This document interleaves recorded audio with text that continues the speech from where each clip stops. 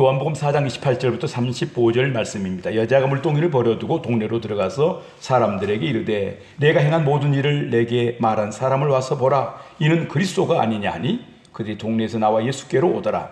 그 사이에 제자들이 청하여 이르되 랍비여 잡수소서. 이르시되 내게는 너희가 알지 못하는 먹을 양식이 있느니라. 제자들이 서로 말하되 누가 잡수실 것을 갖다 드렸는가 하니 예수께서 이르시되 나의 양식은 나를 보내신 이의 뜻을 행하며 그의 일을 온전히 이루는 이것이니라. 너희는 넉 달이 지나야 추수할 때가 이르겠다 하지 아니하느냐. 그러나 나는 너희에게 이르노니 너희 눈을 들어 밭을 보라. 휘어져 추수하게 되었도다.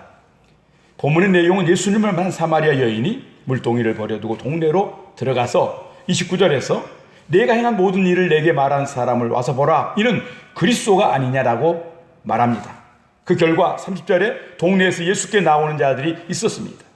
그런데 이어지는 31절에서 제자들이 청하여 이르되 랍비여 잡수소서라고 합니다. 어떤 분위기라고 생각할 수 있는가 하면 예수께서 사마리아 여인과 대화하고 있는 중에 제자들이 먹을 것을 준비해 와서 예수께 권했다고 볼 수 있습니다. 예수께서 아이고 시장했는데 라고 섭섭 받아 잡수신 것이 아니라 32절에서 내게는 너희가 알지 못하는 양식이 있느니라 라고 말씀합니다. 사랑하는 여러분, 그때 제자들의 반응을 보십시오. 누가 잡수실 것을 갖다 드렸는가 라고 합니다. 이런 상황에서 주님은 34절에 중요한 의미를 담고 있는 말씀을 주십니다. 나의 양식은 나를 보내신 이의 뜻을 행하며 그의 일을 온전히 이루는 이것이니라. 32절에서 내게는 너희가 알지 못하는 양식이 있느니라. 그리고 34절에서 나의 양식을 말씀합니다.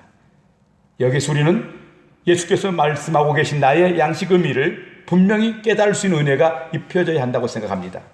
나의 양식을 나의 사명 또한 나의 소망으로 표현해도 저는 전혀 그 의미가 빗나가지 않는다고 봅니다. 다시 표현하면 예수님의 양식은 곧 예수님의 사명이었고 또한 예수님의 소망이었습니다. 그럼 예수님의 양식, 사명, 곧 소망은 무엇이라고 말씀할 수 있습니까? 34절에서 나를 보내신 이의 뜻을 행하며 그의 일을 온전히 이루는 이것이라고 말씀합니다. 그러면서 이어지는 35절에서 그의 뜻과 일을 말씀하고 있는데 너희는 눈을 들어 밭을 보라. 휘어져 추수하게 되었도다라고 하는 말씀에서 주님의 양식, 사명, 소망을 볼 수 있어야 합니다. 곧 영혼 구원을 말씀하고 계시는 것입니다. 사랑하는 여러분, 예수님의 사명, 소망이 저와 여러분의 사명, 소망이 되어 살아갈 수 있기를 축복합니다. 그렇다면 본문의 말씀을 통해서 어떤 적용의 의미를 깨닫고 함께 걸어가야 하겠습니까? 첫째는 열려야 합니다.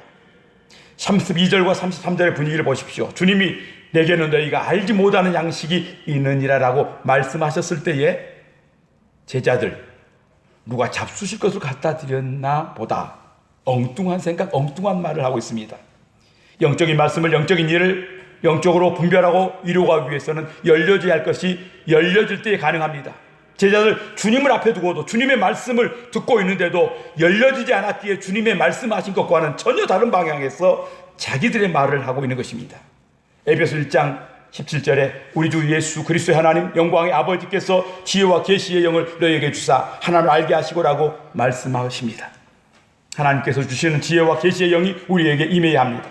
하나님의 영으로 열어 주어야 합니다. 그러므로 우리는 더욱 간절히 사모하는 신앙적 자세를 가지고 하나님께 간구함이 필요합니다. 둘째는 주님의 양식이 곧 우리들의 양식이 되어야 합니다.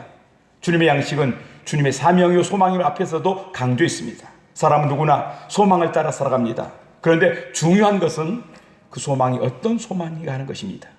눈앞에 보이는 것보다 더 큰 소망, 자질구레한 것보다 더 의미 있고 가치 있는 소망, 더 나아가 영원한 가치가 될 일에 소망을 두고 살아가는 삶이 된다면 얼마나 귀한 일이 되겠습니까? 사랑하는 여러분, 빌립보서 3장 7절부터 9절을 보십시오. 그러나 무엇이든지 내게 유익하던 것을 내가 그리스도를 위하여 다 해로 여길 뿐더러 또한 모든 것을 해로 여김은 내 주 그리스도 예수로 아는 칙이 가장 고상하기 때문이라. 내가 그리스도를 위하여 모든 것을 잊어버리고 배설물로 여김은 그리스도를 얻고 그 안에서 발견되리 함이니 내가 가지는 율법에서 난 것이 아니오 오직 그리스도를 믿음으로 말미암는 것이니 곧 믿음으로 하나님께로부터 난 의라. 사도 바울의 이 의미 있는 고백이 우리들의 고백이요 신앙이 될 수 있기를 소망합니다. 또한 디모데후서 4장 7절에서의 바울 사도의 나의 선한 싸움을 싸우고 나의 달려갈 길을 마치고 믿음을 지켰으니 위대한 고백과 신앙이 우리들의 고백과 신앙으로 세워져 가게 되기를 축복합니다. 셋째는 영혼 구원을 위해 일해야 합니다. 본문 35절 뒷부분에 너희 눈을 들어 밭을 보라 희어져 추수하게 되었도다 라고 주님이 말씀하십니다. 여기서 밭은 구원받아야 할 무리들을 가리키는 것입니다. 교회에게 주어진 사명도 그리스도인 된 우리에게 주어진 가장 그리고 최고의 양식이요 사명이요 소망은 영혼 구원인 것입니다. 마가복음 16장 15절에도 또 이르시되 너희는 온 천하에 다니며 만민에게 복음을 전파하라. 또한 디모데후서 4장 2절에도 너는 말씀을 전파하라. 때를 얻든지 못 얻든지 항상 힘쓰라고 말씀합니다. 오늘 사랑 우리들이 본문의 말씀을 통해 다시금 우리의 사명을 회복하고 좀 더 의미 있고 가치 있는 소망을 따라 살아가는 행복자들이 될 수 있기를 소망합니다. 영적인 삶이 열려야 합니다. 예수의 사명이 우리들의 사명이 되어야 합니다. 영혼 구원을 위해 함께 기도하고 복음을 전하는 일에 함께 할 수 있어야 합니다. 당신이 하나님 앞에 가장 아름답고 복된 주인공입니다. 늘 건강하시고 행복하십시오.